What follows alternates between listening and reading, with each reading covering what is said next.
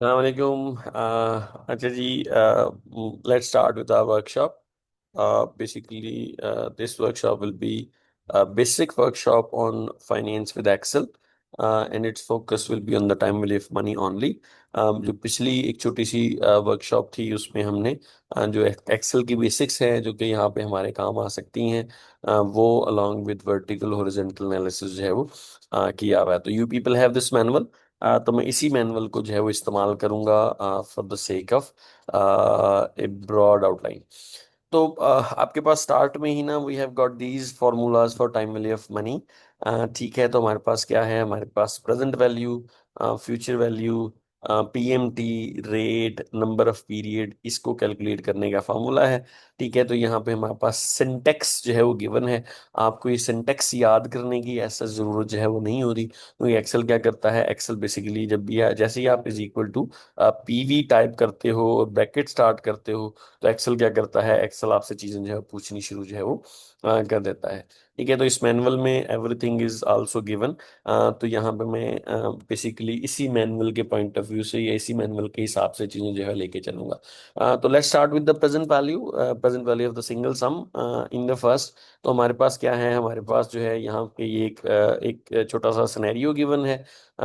इस सिनेरियो में what it is saying, find present value of rupees 1000 placed after 10 years where interest rate is 12%। तो यहाँ पे मैं क्या कर रहा हूँ, यहाँ पे मैं सबसे पहले जो हमारे पास वैल्यूज हैं वो लिख रहा हूँ। तो ये 1000 जो है ये कहाँ पे पड़ा हुआ है, 10 साल के बाद पड़ा हुआ है। तो definitely what it is basically future value.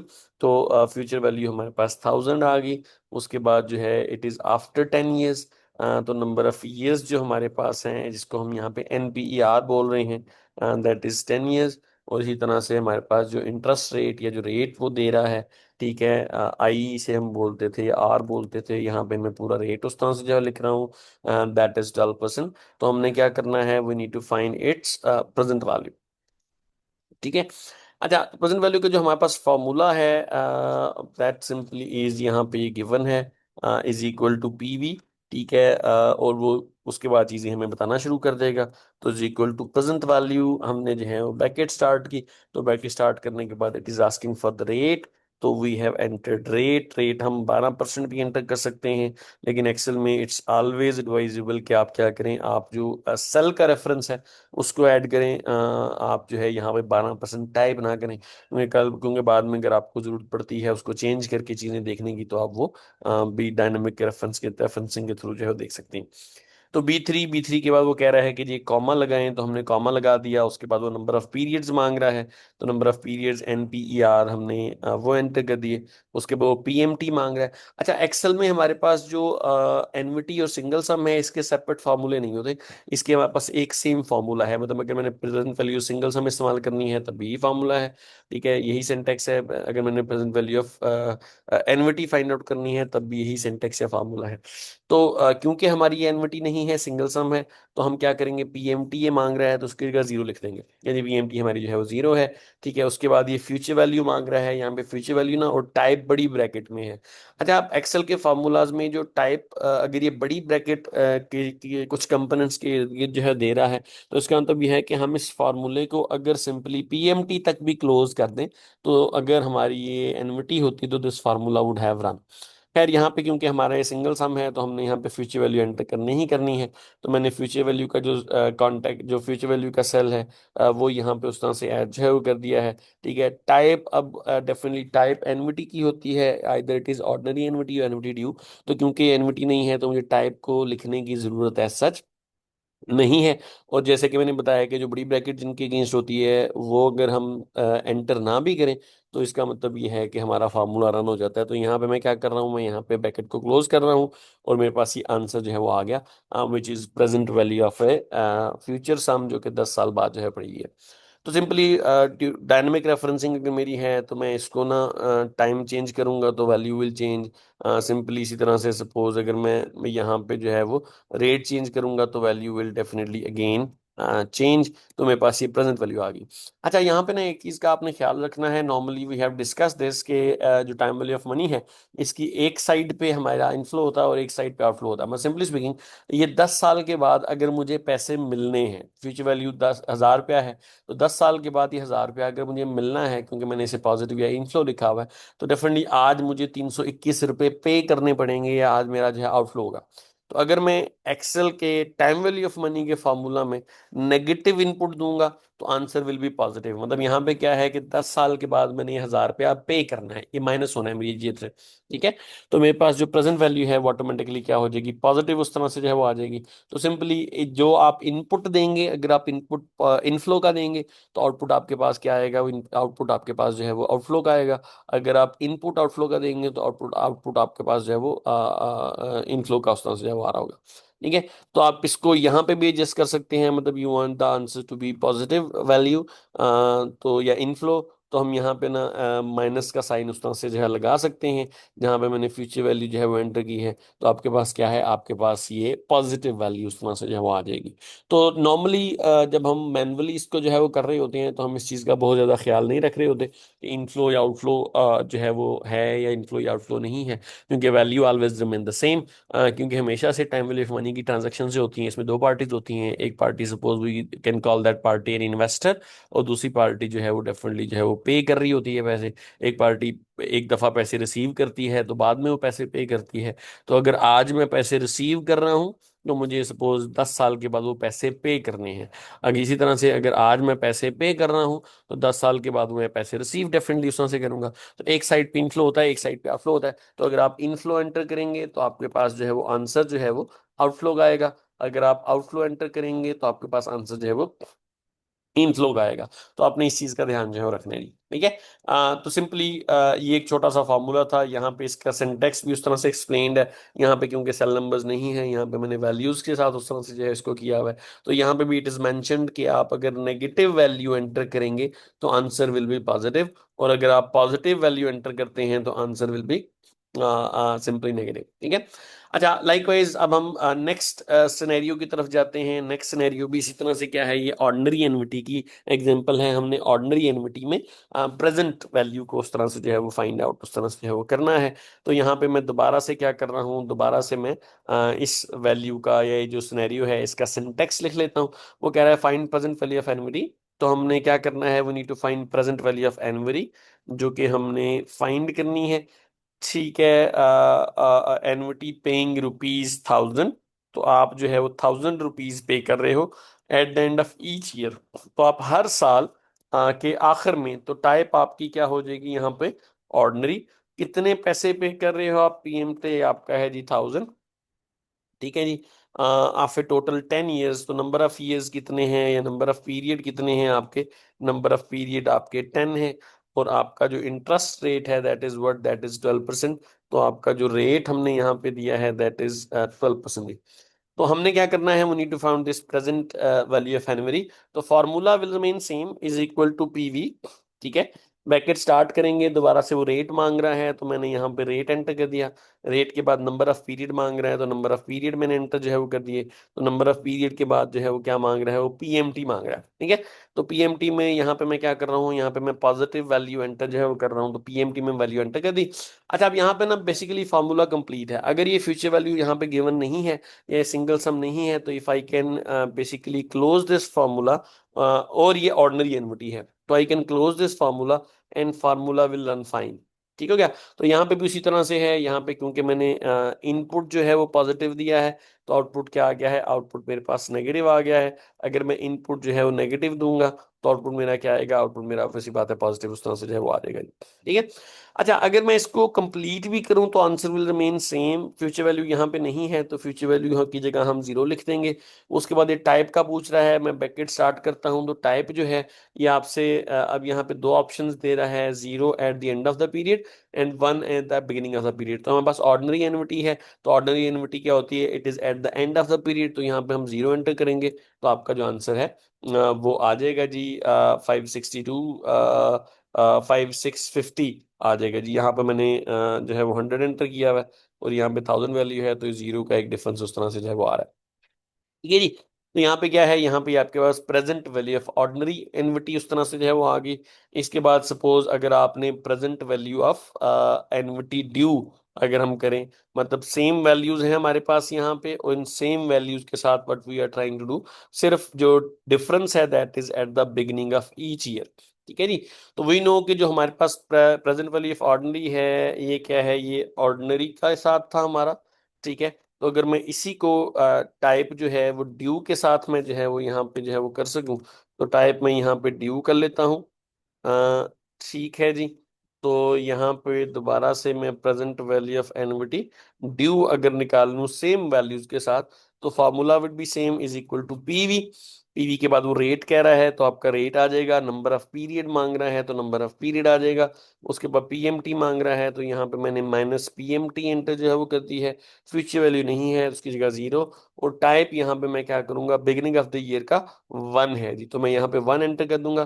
तो मेरे पास क्या आएगा, मेरे पास जो है ये जो है वो आंसर इसका जो है वो आ जाएगा, जो कि ड्यू वाला आंसर उस तरह से जो है वो होगा जी मेरा। ठीक है जी। तो ये मेरे पास क्या आ गया, ये मेरे पास एनविटी ड्यू का एक सिनेरियो या केस जो है वो आ गया। अच्छा, हम इसमें ना डेफिनेटली द फार्मूला, जो फार्मूले का सिंटेक्स है उसमें दोनों चीज़ें आ रही हैं। इसमें दोनों चीज़ें किस तरह से आ रही हैं, इसमें दोनों चीज़ें आ रही हैं हमारी, सिंगल सम भी है उसमें, एनविटी भी है। तो सिंपली अगर हमारे पास दोनों चीज़ें भी हों तो उनको हम कंबाइन भी फार्मूले में इस्तेमाल कर सकते हैं। लाइक इसका एक केस ना आप लोगों ने स्टडी किया हुआ है, मैं फिलहाल ये एग्जांपल को उस तरह से जो है वो कंसिडर करूंगा। लाइक आप लोगों ने ना बॉन्ड वैल्यूएशन की हुई है जी। ठीक है। अच्छा, आप बॉन्ड वैल्यूएशन बेसिकली क्या होती थी, यू पीपल वुड रिमेंबर कि बॉन्ड वैल्यूएशन में दो किस्म की पेमेंट्स होती थी, एक इंटरेस्ट की पेमेंट होती थी। तो हम क्या करते थे, हम present value of interest calculate करते थे, उसमें ऐड कर लेते थे प्रेजेंट वैल्यू ऑफ पार। ठीक है। अच्छा, अब इसमें जो इंटरेस्ट की पेमेंट हमारे पास होती थी ना, ये हमारे पास नॉर्मली एन्युटी की पेमेंट होती थी।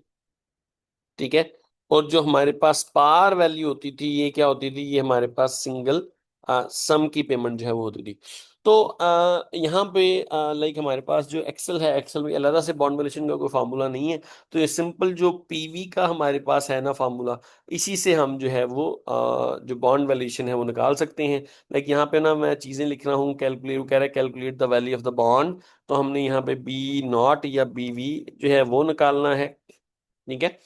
तो वो क्या कह रहा है उसके बाद, पेइंग सेमी एनुअल इंटरेस्ट। ठीक है। तो इंटरेस्ट में एम यहाँ पे मैं लिख रहा हूँ जी टू, क्योंकि साल में दो दफा इंटरेस्ट पे हो रहा है। ठीक है, of rupees 50 as an interest. अच्छा, अब यहाँ पे ना बेसिकली मैं क्या कर रहा हूँ, मैं ना जो वैल्यूज आपको इस्तेमाल आपने इस्तेमाल की हुई हैं, हमारे पास ना एक होता था कूपन रेट होता था हमेशा से। चाहिए कूपन रेट हमारे पास सपोज 10% है, और इसी तरह से हम हमारे पास जो है ना रिक्वायर्ड रेट भी हमारा उस तरह से जो है वो गिवन है। तो सपोज रिक्वायर्ड रेट हमारे पास होता था जिसको हम यील्ड टू मैच्योरिटी बोलते थे, ये जी आपका जो है वो 12% है। और जो मैच्योरिटी है ना, वो भी हमारी होती थी जो कि यहाँ पे फॉर द नेक्स्ट 10 ईयर्स है, तो 10 साल की यहाँ पे उन्होंने मैच्योरिटी जो है वो दी हुई है। ठीक है। अच्छा, अब यहाँ पे जो नई चीज है दैट इज दिस एम, मतलब वी नो कि देर इज ए पॉसिबिलिटी कि हम compounding more than once in year जो है वो कर रहे हो। तो अगर हम compounding more than once in year कर रहे होते हैं तो हमें उसके लिए एडजस्टमेंट्स करनी होगी। एक्सेल का जो फॉर्मूला हमारे पास होता है इज इक्वल टू पीवी का, इसमें एडजस्टमेंट्स ये फॉर्मूला ऑटोमेटिकली नहीं करता, आपने बेसिकली एडजस्टमेंट्स पहले से जो है वो करनी होती हैं। लाइक यहाँ पे अगर M2 है तो मुझे इस चीज़ का आइडिया है कि मुझे रेट्स को एडजस्ट करना है, तो मैं क्या करूंगा, मैं कूपन रेट को ना इससे डिवाइड कर दूंगा। ठीक है, मैं यहाँ पे इसको फिक्स भी कर लेता हूँ उसके बाद, ताकि इसको मैं कॉपी पेस्ट जो है वो कर सकूं। रिक्वायर्ड रेट को मैंने क्या किया, मैंने इसको दो से सिंपली जो है वो क्या कर दिया, मैंने डिवाइड उस तरह से कर दिया।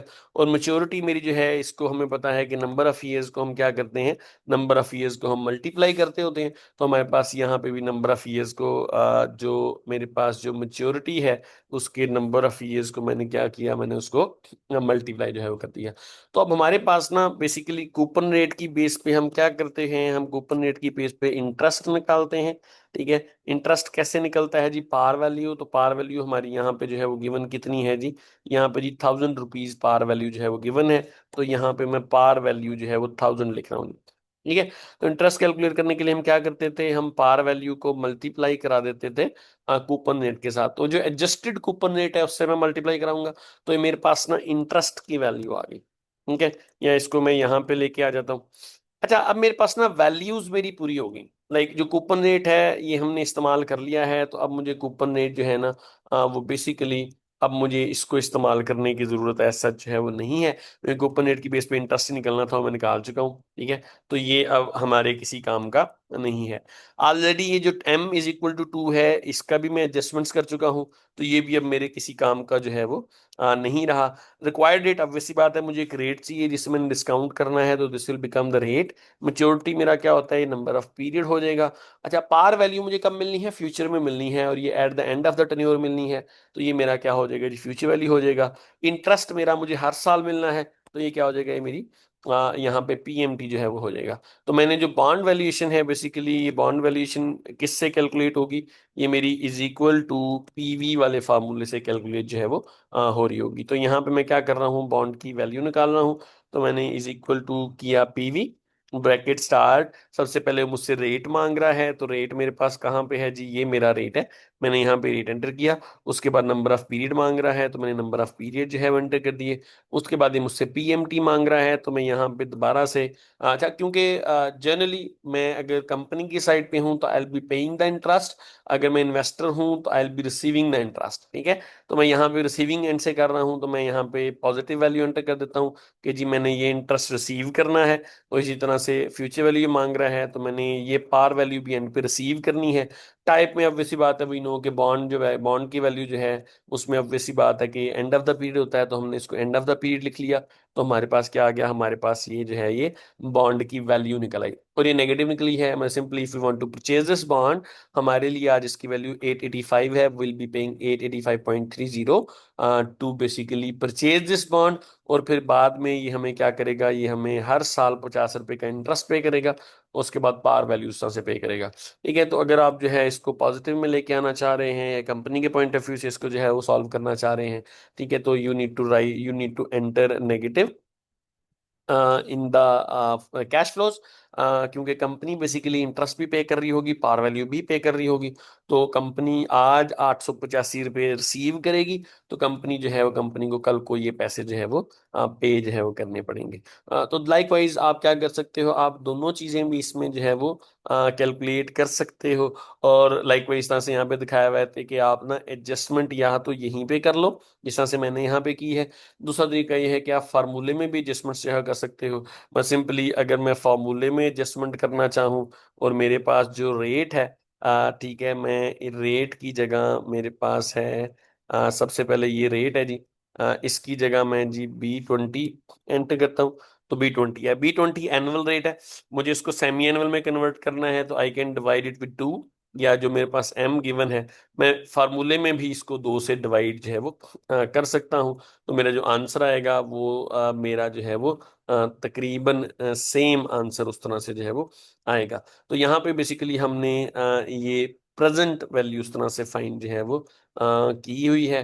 ठीक है, तो प्रेजेंट वैल्यू के पॉइंट ऑफ व्यू से हमारा ये आंसर उस तरह से जो है वो आपका आ जाएगा। तो you can use both single sum and simply जो आपके पास जो है वो एनविटी है, उसको सेम फॉर्मूला में इस्तेमाल कर सकते हैं, प्रोवाइडेड कि अगर आप जो है वो प्रेजेंट वैल्यू फाइंड कर रहे हैं, तो आपका जो सिंगल सम है that should be eight the end of the tenure. मतलब जिस तरह से बॉन्ड जो है हमारा वो आखिरी साल में आपको पैसे वापस करेगा। तो अगर वो मिडल में कहीं पे पड़ा हुआ है, तो डेफिनेटली आप फिर ये फार्मूला इस्तेमाल नहीं कर सकते। मतलब अगर 10 साल का टेन्योर था, तो आपको ये पार वैल्यू या आपको 1000 रुपया 5वें साल में मिलना है, तो फिर आप ये फार्मूला इस तरह से इस्तेमाल नहीं कर सकेंगे। ठीक है, अगर आपको ये है 10 साल में, उस तरह से 10 साल के बाद ये पार वैल्यू मिलनी है, ठीक है, तो आप जो है इसको जो है इस्तेमाल कर सकते हैं जी। ठीक हो गया जी। अम,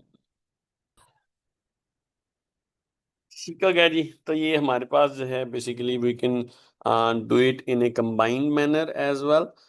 ठीक हो गया। तो ये जो है आपके पास इसी तरह से हमारे पास जो है वो फ्यूचर वैल्यू भी है। ठीक है, what we can do, we can simply start the formula is equal to FV। हम जो है वो इनपुट सेम उसी तरह से डालेंगे, नेगेटिव पॉजिटिव का भी जो है वो सेम सिनेरियो होगा, and we can find the future value. Like हम ये पहला क्वेश्चन जो है वो करते हैं, find the future value of 1000 invested today तो अब यहाँ पे हमारे पास जो प्रेजेंट वैल्यू है दैट इज सिंपली 1000। ठीक है, invested today at A required rate of 12%। तो हमारे पास जो रेट है यहाँ पे वो 12% है। ठीक है, और नंबर ऑफ पीरियड जो हमारे पास है that is what, that is 10 years। ठीक है, और हमने क्या करना है, we need to find the future value. तो हम फार्मूला स्टार्ट करेंगे is equal to future value. इसमें जो है वो रेट एंटर करेंगे, नंबर ऑफ पीरियड एंटर करेंगे, नंबर ऑफ पीरियड के बाद पीएमटी क्योंकि नहीं है तो जीरो एंटर करेंगे, और उसके बाद हम जो है वो प्रेजेंट वैल्यू जो है वो एंटर कर देंगे। तो हमारे पास क्या आएगा, हमारे पास टाइप देने की जरूरत नहीं है, तो हमारे पास वही नेगेटिव वैल्यू में क्या आ जाएगा, आपके पास फ्यूचर वैल्यू आ जाएगी। लाइकवाइज आप इसी तरह से ये ऑर्डिनरी एनविटी के साथ भी इसको जो है वो कर सकते हो। ठीक है, तो सपोज हमारे पास क्या है, आप जो है वो 1000 इन्वेस्ट कर रहे हो eight the end of each year for total 10 years। ठीक है, तो हमारे पास जो है यहाँ पे जो पीएमटी है, ठीक हो गया, दैट इज 1000।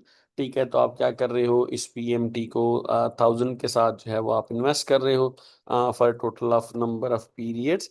तो 10 हमारे पास नंबर ऑफ पीरियड्स हैं, और नंबर ऑफ पीरियड के बाद हमारे पास 12% क्या है, हमारे पास जो रेट है that basically is the 12% rate. तो हम क्या कर सकते हैं, we need to find future value. तो हम यहाँ पे is equal to F V start करेंगे। रेट उसने पूछा, रेट के बाद नंबर ऑफ पीरियड मांग रहा है, वो नंबर ऑफ पीरियड के बाद पीएमटी एंटर कर रहा है। तो अगर ये ऑर्डिनरी है तो we can basically conclude it here, क्योंकि बाय डिफॉल्ट जो आंसर आता है वो ऑर्डिनरी का आता है। या फिर हम जो है इसको कंप्लीट भी कर सकते हैं, प्रेजेंट वैल्यू की जगह जीरो, और ऑर्डिनरी के लिए हम जीरो यूज करते हैं, तो ये हमारे पास जो है वो future value of an ordinary एनविटी जो है वो आ जाएगा। तो लाइक वाइज सेम के साथ हम क्या कर सकते हैं, we can also calculate it for the start of each year. ठीक है, तो for the start of each year ये हमारे पास ऑर्डिनरी है। ठीक है जी, तो इसी तरह से फ्यूचर वैल्यू हमारे पास जो है, फ्यूचर वैल्यू ऑफ एन्युटी हमारे पास जो है ये ड्यू के साथ भी जो है वो आ सकती है। तो same is equal to future value, rate मांग रहा है, रेट एंटर किया, नंबर ऑफ पीरियड मांग रहा है, नंबर ऑफ पीरियड एंटर करेंगे हम, पीएमटी मांग रहा है तो पीएमटी एंटर करेंगे हम, उसके बाद प्रेजेंट वैल्यू में जीरो, और यहाँ पे हम बिगिनिंग ऑफ द ईयर के लिए पीरियड के लिए वन उस तरह से एंटर जो है वो कर देंगे। तो हमारे पास जो है ये क्या करेगा, ये उस तरह से। अच्छा, यहाँ पे ना थोड़े से इश्यूज हैं। इश्यूज क्या है, मैंने यहाँ पे ना 100 के साथ ये जो है वो कैलकुलेट जो है वो किया हुआ है फॉर्मूला। ठीक है, ऊपर 1000 उस तरह से जो है लिखा हुआ है, तो ये आप थोड़ा सा इसको जो है वो देख लीजिएगा। आई ट्राई कि मैं इसको रिवाइज करके आपके साथ जो है वो शेयर कर लूँ जी इस मैनुअल को। ठीक है क्या? तो लाइकवाइज जैसा हमने डिस्कस किया कि आप ना दोनों चीजों को जो है वो इकट्ठा भी इस्तेमाल कर सकते हैं। मतलब you can basically write down the annuity and single sum part. तो अगर आपके पास एक वैल्यू जो है वो प्रेजेंट में पड़ी हुई है, ये वैल्यू टाइम जीरो पे पड़ी हुई है, और ये आपके पास एनविटी की वैल्यू है, तो आप दोनों को कंबाइन करके भी क्या कर सकते हैं, फ्यूचर वैल्यू के फॉर्मूले में इस्तेमाल जो है वो कर सकते हैं। तो बेसिक सिंटेक्स जो है हमारा दैट विल रिमेन सेम। हमने कुछ भी इसके बाद कैलकुलेट करना है, मतलब इसके अलावा हम क्या कैलकुलेट करते रहे हैं, हम इसके अलावा कैलकुलेट करते रहे हैं जी यहाँ पे नंबर ऑफ ईयर्स। तो हम इसी तरह से एनविटी में हम इंस्टॉलमेंट कैलकुलेट करते थे, जिसको हम पीएमटी जो है वो बोलते हैं। ठीक हो गया जी। तो पीएमटी के लिए जो फॉर्मूला हमारे पास है that is simple is equal to PMT. ठीक हो गया, तो उससे स्टार्ट होगा, तो हम ऑर्डिनरी एनविटी प्रेजेंट वैल्यू के हिसाब से जो है ये फॉर्मूला जो है इस्तेमाल करते हैं। वो यहाँ पे कह रहा है you obtain a loan of this much. तो अगर हम लोन लेते हैं तो डेफिनेटली हमारे पास प्रेजेंट वैल्यू ऑफ एनविटी है, जो कि सपोज हमने लाख रुपए का लोन जो है वो लिया है। नंबर ऑफ ईयर्स हमारे पास 10 है जी। ठीक है, तो नंबर ऑफ पीरियड हमारे पास 10 है, नंबर ऑफ पीरियड के बाद हमारे पास इंटरेस्ट रेट 12 है जी। ठीक है जी, तो रेट जो हमारा है वो जी 12% है। ठीक है, इसी तरह से बैंक ने आपको एनुअल इंस्टॉलमेंट दी है, तो जी एम हमारा जो है 1 हो गया, तो एडजस्ट करने की जरूरत नहीं है। तो इंस्टॉलमेंट की अमाउंट मांग रहे हैं जी आपसे। तो इंस्टॉलमेंट की अमाउंट के लिए सिंपली स्पीकिंग, मैंने आज अगर लोन लिया है तो this will be positive amount. तो पीएमटी मैंने निकालनी है जी, जो पीएमटी का जो फॉर्मूला है is equal to PMT. Bracket start, rate हमने एंटर कर दिया, number of the period enter कर दिए। अच्छा, उसके बाद प्रेजेंट वैल्यू फ्यूचर वैल्यू पूछा है, तो यहाँ पे जो भी चीज आपके पास गिवन है, यहाँ पे हमारे पास प्रेजेंट वैल्यू गिवन है क्योंकि लोन है। तो हमने सिंपली सिर्फ प्रेजेंट वैल्यू उस तरह से एंटर जो है वो की है। फ्यूचर वैल्यू की जगह हमने जीरो एंटर कर दिया है। टाइप, क्योंकि लोन हमेशा से ऑर्डिनरी एन्युटी होता है, तो टाइप हमने जीरो कर दी है। अगर जो इंस्टॉलमेंट्स हैं वो eight the beginning of the period suppose अगर पे होनी होती, तो हम यहाँ पे वन कर देते जी। ठीक है। तो ये हमारे पास जो पीएमटी है ये आ गया है। तो लाइकवाइज इसी तरह से आप क्या कर सकते हैं, आप फ्यूचर वैल्यू की भी कर सकते हैं जी। तो यू नीड 10,000 आफ्टर 10 ईयर्स, तो ये 1 लाख रुपया कहाँ पे पड़ा हुआ है जी? ये फ्यूचर वैल्यू ऑफ एन्युटी है, हमारे पास लाख रुपया पड़ा हुआ है फ्यूचर में। कहाँ पे पड़ा हुआ है? ये नंबर ऑफ पीरियड हमारे हैं जी 10 साल के बाद पड़ा हुआ है। ठीक हो गया। बैंक जो है वो रेट है जी, रेट कितना है जी? 12% है। ठीक है जी। How much money would you invest at the start of each year? तो यहाँ पे जो टाइप हमारी आ गई है वो क्योंकि ये स्टार्ट ऑफ द ईयर है, तो टाइप इज ड्यू, और ड्यू के लिए हम इस्तेमाल करते हैं जी फार्मूले में वन। ठीक है। तो हमने क्या करना है, हमने पीएमटी निकालनी है जी, या इंस्टॉलमेंट निकालनी है। तो is equal to PMT, bracket start rate, rate के बाद number of period, number of period के बाद क्या है हमारे पास प्रेजेंट वैल्यू, वो हम जीरो एंटर करेंगे। और उसके बाद हम जो फ्यूचर वैल्यू जो है वो एंटर कर देंगे। और टाइप में हम जो है वो वन एंटर कर देंगे for the beginning of the period. तो हमारे पास ये आंसर जो है वो आ जाएगा जी। ठीक हो गया। तो ये आंसर हमारा जो है वो यहाँ पे ये जो आपका सिंटेक्स है ये एक्सप्लेन भी है। ठीक है।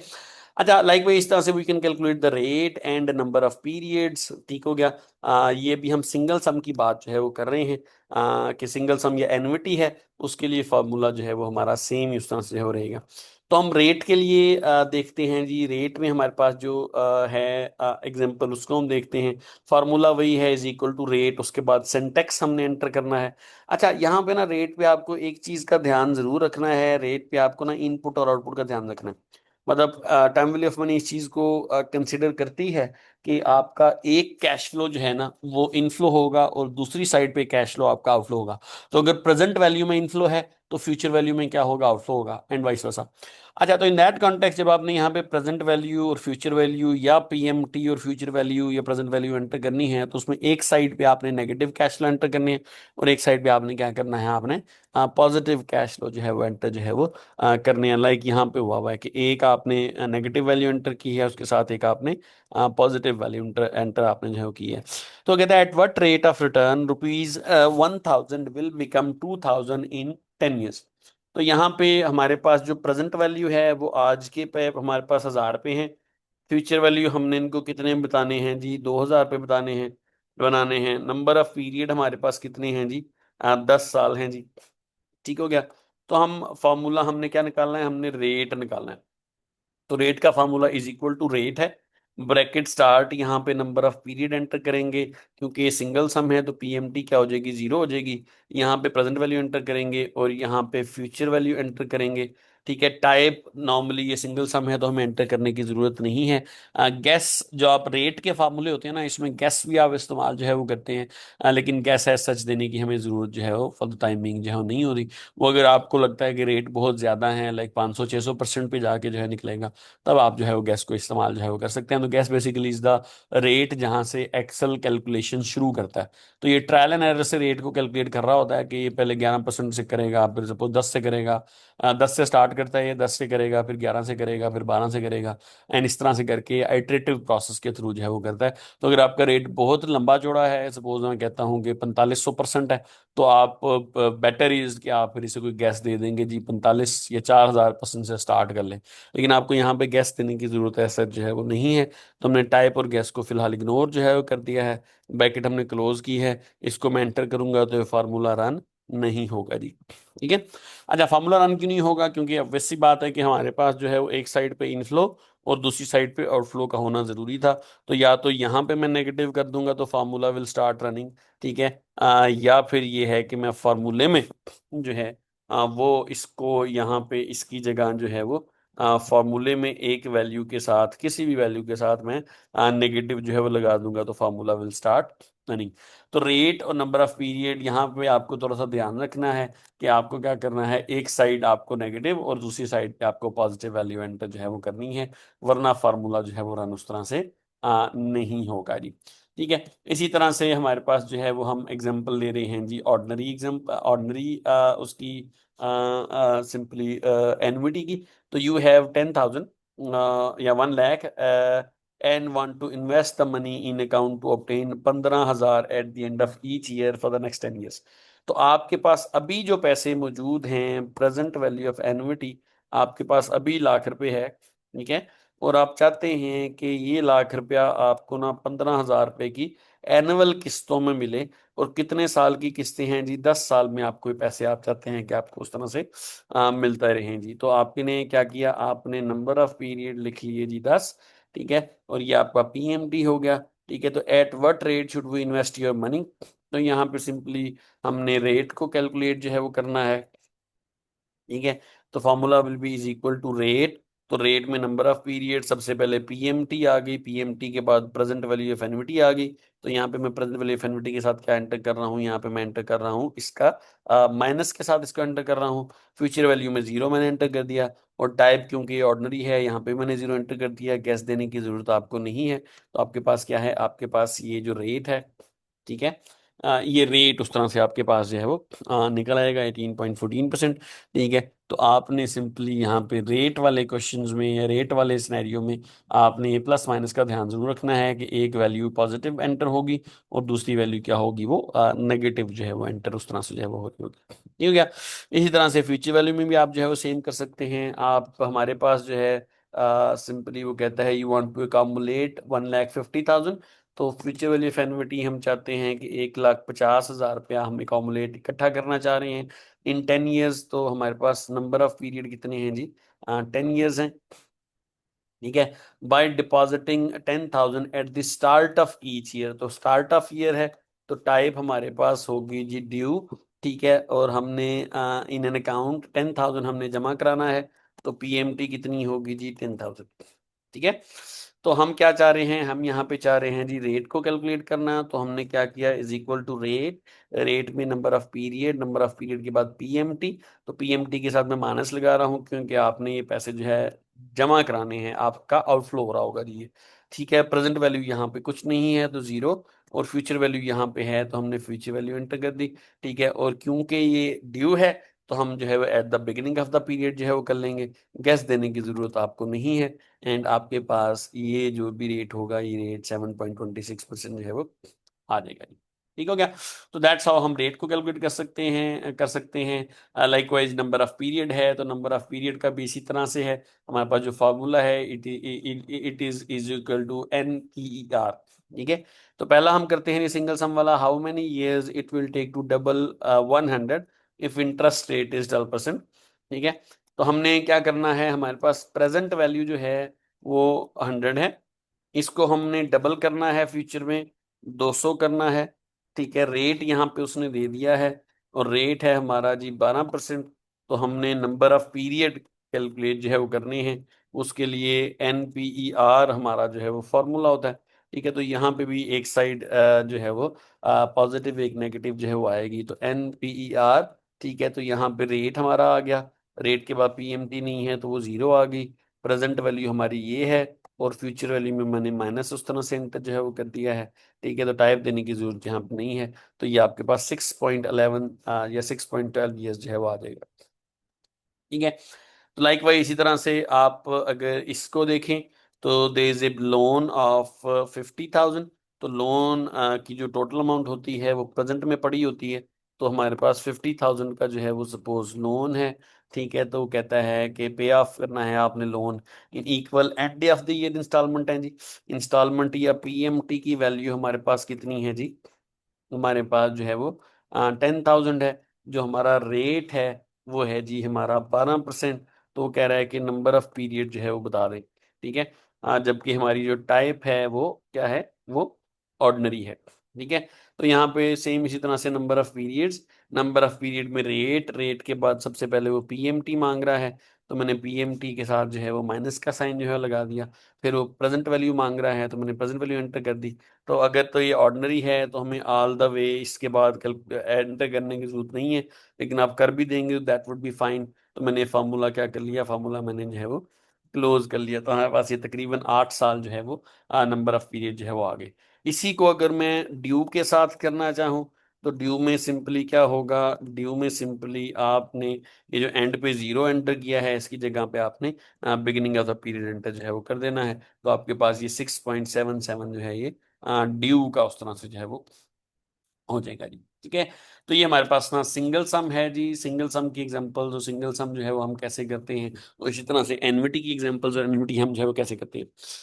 तो अभी तक हमने क्या किया है, अभी तक हमने ये जो सिंगल सम के सारे फार्मूले हैं उसके सिंटेक्स को हम अंडरस्टैंड जो है वो कर चुके हैं। टाइप में यहाँ पे बताया हुआ है कि ऑर्डनरी के लिए 0 और ड्यू के लिए 1, उस तरह से जो है आप एंटर जो है वो कर सकते हैं। अच्छा, उसके बाद हम ना मिक्स स्ट्रीम में आते हैं। ठीक है, तो वी नो कि मिक्स स्ट्रीम में हमारी जो वैल्यूज हैं those are different. Those are different in sense के हमारी जो हर साल की वैल्यू है वो सेम नहीं रहती। मतलब मिक्स स्ट्रीम जो सीरीज ऑफ पेमेंट जो कि अनइक्वल पेमेंट्स होती हैं। ठीक है, तो हम यहाँ पे क्या कर रहे हैं, हम यहाँ पे मिक्स स्ट्रीम पे जाते हैं। तो सबसे पहले मिक्स स्ट्रीम में ना हम दो चीजें ही कैलकुलेट कर सकते हैं। एक ना हम एनपीवी या प्रेजेंट वैल्यू कैलकुलेट करते हैं, उसको हम नेट प्रेजेंट वैल्यू भी बोलते हैं। और एक जो है वो हम रेट कैलकुलेट कर सकते हैं, इसको हम आईआरआर भी बोलते हैं, इंटरनल रेट ऑफ रिटर्न। ठीक है, नेक्स्ट सेमेस्टर में डेफिनेटली आप डिटेल के साथ एनपीवी और आईआरआर जो है वो कर रहे होंगे। लेकिन यहाँ पे अगर आपका मिक्स स्ट्रीम है और आपके पास ये वाले कैश फ्लोज हैं, ठीक है, तो मैं इन कैश फ्लोज को कॉपी करके यहाँ पे पेस्ट करने की कोशिश जो है वो करता हूँ। ठीक है, जो कि पेस्ट उस तरह से जो है वो नहीं हुए, तो मैं यहाँ पे ना ईयर लिख लेता हूँ और यहाँ पे कैश फ्लो लिख लेता हूँ। ईयर मेरा 0 से 5 तक है, तो 0, 1, 2, 3, 4, 5। ठीक है, और कैश फ्लो मैं अगर यहाँ पे लिखूँ तो ये जी 1000, 2000, तो यहाँ पे 1000 है। ठीक है, इसमें मैंने जो है वो 1000 और ऐड कर लिया है। 2, 3, 4, 5, 6, तो ये मेरे पास जो है वो सिंपली कैश फ्लो उस तरह से जो है हो गए। 0, 1000, 2, 3, 1, 2, 3, 2 नहीं है जी हमारे पास यहाँ पे। तो ये मैंने क्या किया, ये जी मैंने यहाँ पे ऐड कर लिया जी 2। ठीक है, और ये जी मेरे पास 6000 आ गए। तो ये मेरे पास ईयर्स हैं और मेरे पास कैश फ्लोज हैं। ठीक है, अच्छा, एक तो ना इसको हम सिंगल सम से कर सकते हैं, वी नो कि हम इसको ना सिंगल सम से कर सकते हैं। तो यहाँ पे ना सिंपली मैं एक काम ये कर सकता हूँ कि इस वैल्यू की अलग प्रेजेंट वैल्यू, इसकी अलग, इसकी अलग, इसकी अलग, इसकी अलग, इसकी अलग कैलकुलेट कर लूँ।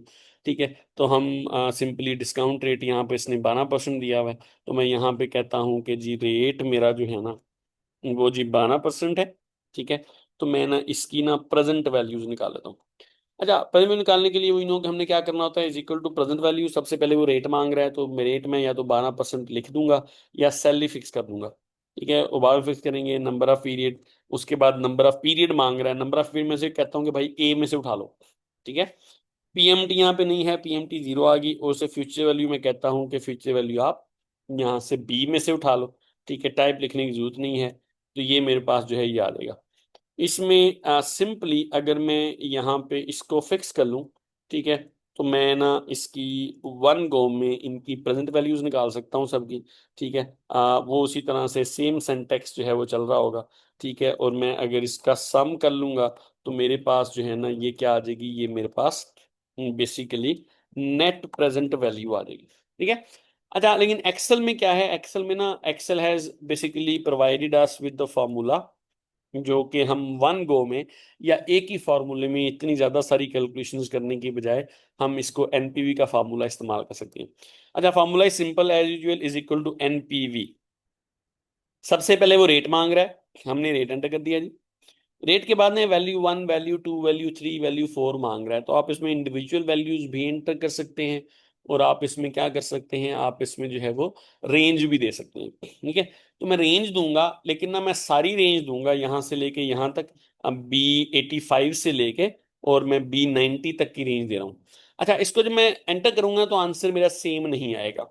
ठीक है, आंसर मेरा जो है वो सेम आना चाहिए था, लेकिन आंसर मेरा जो है वो जो है वो सेम नहीं आ रहा जी। मतलब आंसर मेरा आना चाहिए था 14,606, लेकिन आंसर मेरा क्या आ रहा है, आंसर मेरा आ रहा है जी 13,041 रुपये। ठीक है, अच्छा, अब ये क्यों मेरा आंसर जो है वो 14,000 या 13,000 पे या 13,041 रुपये क्यों आ रहा है। अच्छा, इसमें ना एनपीवी के फॉर्मूले में इशू ये है कि एनपीवी के फॉर्मूले में जो मैं पहली वैल्यू एंटर करूंगा ना, जो कि यहाँ पे ये 1000 थी, इसको ये 1 साल से डिस्काउंट कराएगा, क्योंकि देखो नंबर ऑफ ईयर्स तो मैंने नहीं बताया उसे।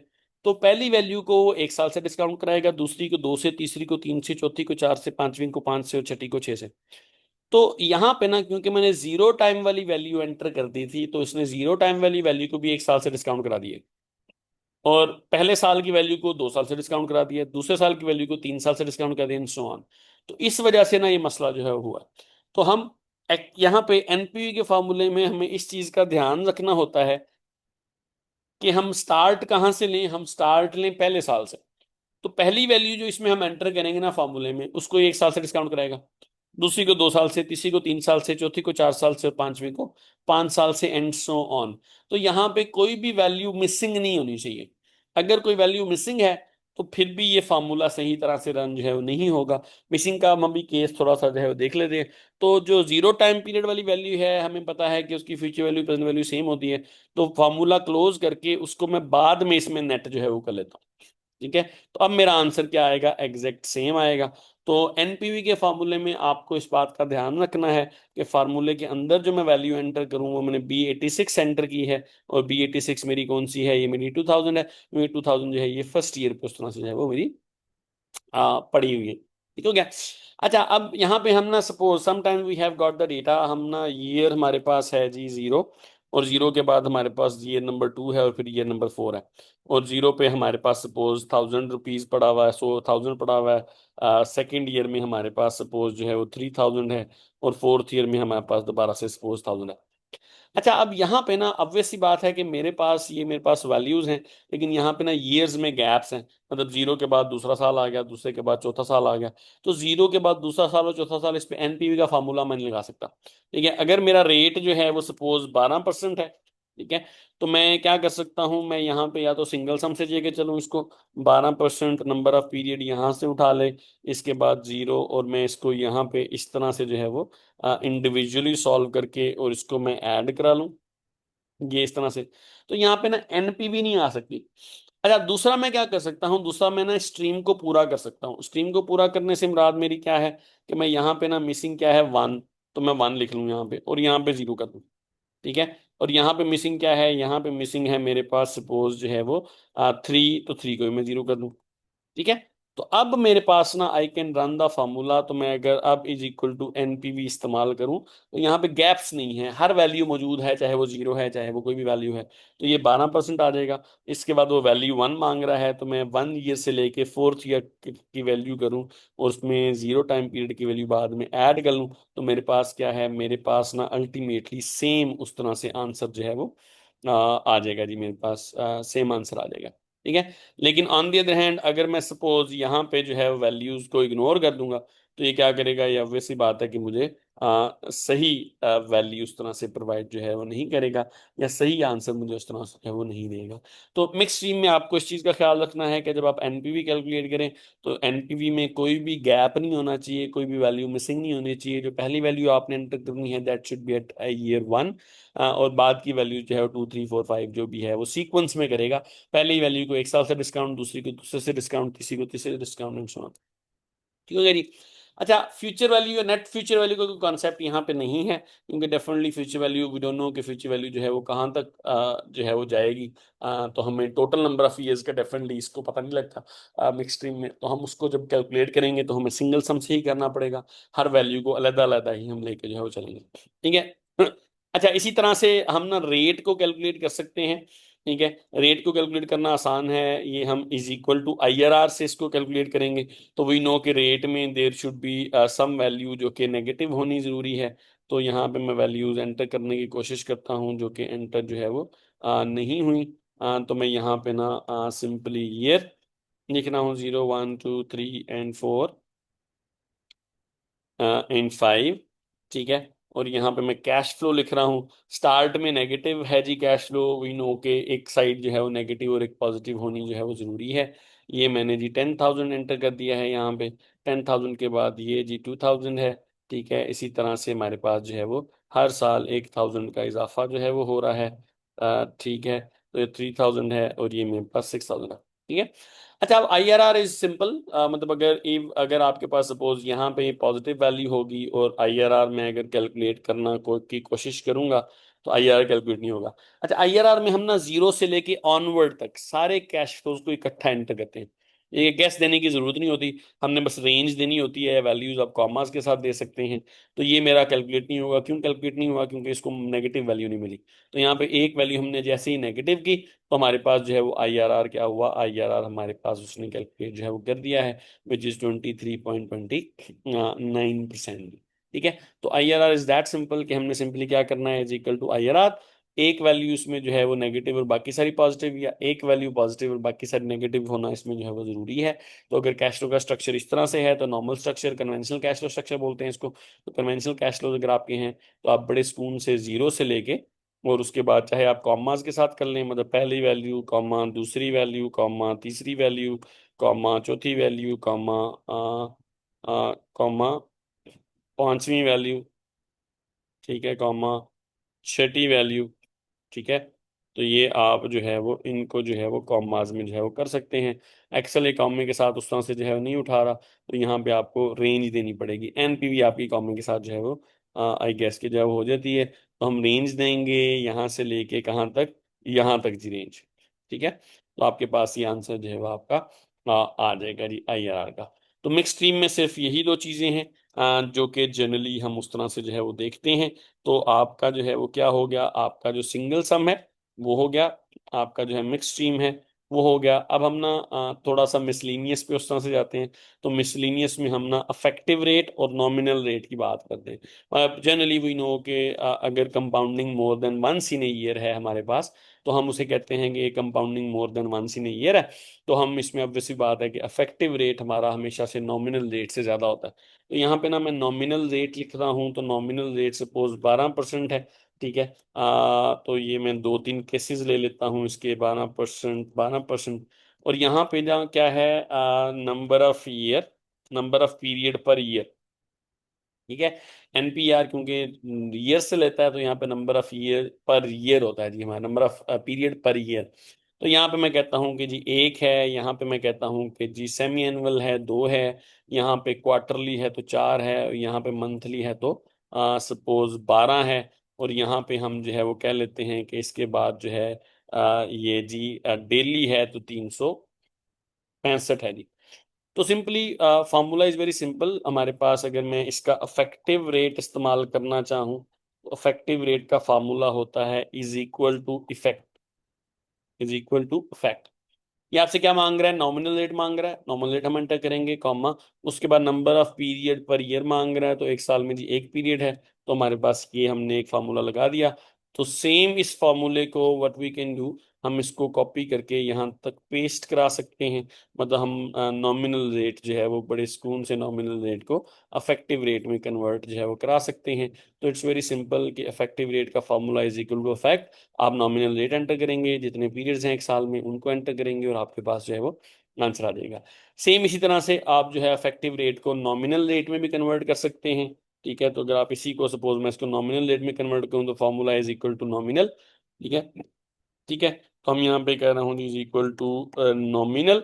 ठीक है। तो नॉमिनल के बाद आप जो है इफेक्टिव रेट डालें जी, ये इफेक्टिव रेट है। उसके बाद number of period in year डालें, तो number of period in year जो है वो 1 है। ठीक है। तो आप बड़े सुकून से क्या कर सकते हैं, आप बड़े सुकून से नॉमिनल को इफेक्टिव में और इफेक्टिव रेट को नॉमिनल में कन्वर्ट जो है वो कर सकते हैं। ठीक हो गया। अच्छा जी, लास्ट हमारा जो है वो रह गया आईपीएमटी और पीपीएमटी। ठीक है। ये बेसिकली हमने ना एक जमाने में एक चीज की थी जिसको हम बोलते हैं जी लोन अमोर्टाइजेशन स्केड्यूल। ठीक है। आपको याद तो होगा। तो मैं ना यहाँ पे क्या कर रहा हूँ, यहाँ पे एक मैं हाइपोथेटिकल फिगर लेके जिस तरह से अब तक हम करते रहे हैं पहले, मैं वो उस तरह से जो है वो करूंगा। उसके बाद हम अंडरस्टैंड करेंगे कि उनको जो डायरेक्टली जो उसमें से इंटरेस्ट की पेमेंट निकालनी होती है और प्रिंसिपल की पेमेंट निकालनी होती है, हम डायरेक्टली कैसे निकाल सकते हैं। ठीक है। तो यहाँ पे मैं कहता हूँ कि जी लोन वी नो कि it is present value of annuity. मैं एक हाइपोथेटिकल फिगर जो है वो ले रहा हूँ। मैं यहाँ पे suppose fifth installment of loan amounting 1 lakh. तो यहाँ पे ना मैं लाख रुपए का जी लोन ले रहा हूँ। ठीक है जी। और उसके बाद 10 साल इसकी जो है वो मेच्योरिटी है। तो मैं यहाँ पे नंबर ऑफ पीरियड ले रहा हूँ जी 10 साल। ठीक है जी। एंड ऑफ द ईयर है तो ऑर्डिनरी होता है नॉर्मली लोन की रीपेमेंट। ठीक है। इंटरेस्ट रेट 12% है जी। तो रेट मेरा 12% है जी। ठीक है। अच्छा, हम सबसे पहले क्या करते थे, हम सबसे पहले ना इंस्टॉलमेंट को कैलकुलेट करते थे। तो मैं यहाँ पे क्या कर रहा हूँ, इज इक्वल टू पीएमटी। ठीक है। रेट, रेट के बाद number of period, number of period के बाद प्रेजेंट वैल्यू उसने जो है वो लगाई है, तो ये प्रेजेंट वैल्यू, तो ये मेरी इंस्टॉलमेंट आ गई। उसके बाद ना हम एक टेबल बनाते थे, उस टेबल में हम करते ये थे कि सपोज ये 10 साल है ना मेरे, तो मैं यहाँ पे लिखता था जी ईयर। ठीक है, ये मैं थोड़ा सा छोटा इसको कर रहा हूँ। ईयर, ईयर जो है वो मैं यहाँ पे 1 2 3 4 5 6 7 8 9 एंड 10 कर रहा हूँ। ठीक है जी। अच्छा, ईयर के बाद ना हम सबसे पहले क्या करते थे, हम इसमें लिखते थे जी के जी ओपनिंग लोन हमारा कितना है। ठीक है, तो ओपनिंग लोन हमारा जो है, ये जी वैल्यू मेरी ओपनिंग लोन है जी। ठीक हो गया, ओपनिंग लोन आपका आ गया। अच्छा, ओपनिंग लोन के बाद हम लिखते होते थे शायद इंस्टॉलमेंट्स। ठीक है, तो इंस्टॉलमेंट मैंने कैलकुलेट कर ली, मेरी ये जी इंस्टॉलमेंट की वैल्यू उस तरह से आ गई। इसको जी मैं फिक्स भी कर लेता हूँ, ताकि मैं इसको जब नीचे ड्रैग करूँ उस अमाउंट में सेम ही रहना है, तो ये अमाउंट जो है वो सेम ही उस तरह से जो है वो रहेगी। अच्छा, इसके बाद हम कैलकुलेट करते थे इंटरेस्ट। इंटरेस्ट कैलकुलेट करने के लिए हम क्या करते थे, हम ना ओपनिंग लोन को मल्टीप्लाई करते थे इंटरेस्ट रेट के साथ। ठीक है, तो यहाँ पे भी मैं इंटरेस्ट रेट क्या करा रहा हूँ, मैं इंटरेस्ट रेट जो है फिक्स करा रहा हूँ। ठीक है, ताकि इंटरेस्ट रेट मेरा उस तरह से चेंज जो है वो ना हो। उसके बाद जी हम प्रिंसिपल निकालते थे। ठीक है, प्रिंसिपल अमाउंट कैसे निकालते थे, इंस्टॉलमेंट में से हम इंटरेस्ट की वैल्यू को माइनस कर देते थे, तो हमारे पास प्रिंसिपल आ जाता था। और हमारे पास क्लोजिंग लोन की वैल्यू हम निकाल लेते थे। वो कैसे आती थी, ओपनिंग लोन में से प्रिंसिपल को माइनस करते थे तो क्लोजिंग लोन आ जाता था। अगले साल जो ओपनिंग होता था वो पिछले साल का क्लोजिंग होता था। ठीक है, और उसके बाद हम जो है वो इस तरह से जो है वो इसको, इसी प्रोसेस को हम रिपीट कर लेते थे। एक्सेल में आपने जब ये दो रोज जो है वो फाइनल कर ली हैं, और आपने अप्रोप्रिएट फार्मूले लगा लिए हैं, अप्रोप्रिएट सेल्स को फिक्स कर लिया है, तो आप इसको अगर जो है वो ड्रैग कर लेंगे, तो आप बड़े सुकून से what you can do, you can basically calculate your loan amortisation schedule, जिसमें एंड पे एग्जैक्ट जीरो वैल्यू होगी। अच्छा, बेसिकली ना हमें चाहिए क्या होता है, हमें ना ये इंटरेस्ट की वैल्यू चाहिए होती है, और साथ हमें क्या चाहिए होता है, साथ हमें प्रिंसिपल की वैल्यू चाहिए होती है। हम क्यों बनाते हैं लोन अमोर्टाइजेशन, ताकि इंस्टॉलमेंट में से हम इंटरेस्ट और प्रिंसिपल को सेग्रीगेट कर सकें। हो गया। तो एक तो तरीका ये है कि हम डायरेक्टली लोन जो है ना उसकी किस उस तरह से जो है निकाल सकें। दूसरा, हमारे पास ना ये फॉर्मूले हैं आईपीएमटी और पीपीएमटी। अच्छा, अब आईपीएमटी और पीपीएमटी क्या करते हैं, हमें किसी एक स्पेसिफिक ईयर का, किसी एक स्पेसिफिक ईयर का इंटरेस्ट निकाल सकता हूँ। लाइक यहाँ पे मैंने कहा हुआ है कि जी फिफ्थ ईयर का इंटरेस्ट हमने निकालना है। ठीक है, फिफ्थ इंस्टॉलमेंट का, या फिफ्थ इंस्टॉलमेंट या फिफ्थ ईयर का इंटरेस्ट मुझे निकालना है। ठीक है, तो यहाँ पे जो पीरियड है ना, PER, दैट विल बी 5। तो यहाँ पे सिंपली मैं 5वें साल का इंटरेस्ट निकालने की कोशिश करता हूँ, directly, without any further, without any other thing, without constructing the whole table. तो यहाँ पे मैं लिखूंगा is equal to I, I for interest, interest in PMT. ठीक है, और ये क्या है जी, ये जी इसके बाद ये रेट मांग रहा है, रेट ये गिवन है जी, ये रेट आ गया। रेट के बाद पीरियड कौन सा जी, 5वें पीरियड का मुझे जो है वो चाहिए, तो मैं 5 टाइप भी कर सकता हूँ, मैं 5 यहाँ पे रेफरेंस मैंने दे दिया है। Number of period, total number of period कितने हैं जी, जी 10 टोटल नंबर ऑफ पीरियड हैं जी। प्रेजेंट वैल्यू कितनी है जी, प्रेजेंट वैल्यू जी मेरी ये जी प्रेजेंट वैल्यू है, जो कि लोन की मैंने वहां पे जो है वो दी हुई है। क्या फ्यूचर वैल्यू, अब वैसी बात है, यहाँ पे कुछ नहीं है, यहाँ पे टाइप भी कुछ नहीं है। तो what I will do, I will just close this, और हमारे पास ना एग्जैक्ट ये जो वैल्यू निकलेगी ना, ये उतनी ही निकलेगी जितनी मैंने जो है वो यहाँ पे इस इंटरेस्ट की वैल्यू इससे पहले जो है वो निकाली है। ठीक हो गया, मतलब मैं इसको राउंड ऑफ कर लेता हूँ दोनों को सेम उस पे। ठीक है, तो आप देखेंगे कि एग्जैक्ट आपकी जो वैल्यू है ना, वो यहाँ पे जो है वो निकल गई। अच्छा, likewise what I can do, I can calculate the principal value as well. तो मैं क्या करूंगा, प्रिंसिपल का जो फॉर्मूला है that is equal to PPMT.